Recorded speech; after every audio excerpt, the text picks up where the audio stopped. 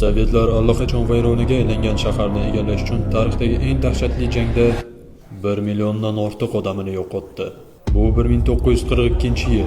Germaniya armiyasi Sovet ittifoqi ichkarisiga chuqur kirib boradi. Ularning maqsadi Volga daryosi bo'yidagi yirik Sovet shahri, janubiy neftga olib boruvchi darvoza va Sovet ta'minoti yo'llarini uzib qo'yishning kaliti edi. Dastlab ustunlik ularning tomonida bo'ladi. Nemis tanklari ko'chalarda harakatlanadi. Sovet qo'shinlari daryoga chekinishga majbur bo'ladi. Shahar qulash arafasida turgandek ko'rinadi. Ammo keyin hamma narsa o'zgaradi. Sovetlar keng ko'lamli qarshi hujum boshlaydi.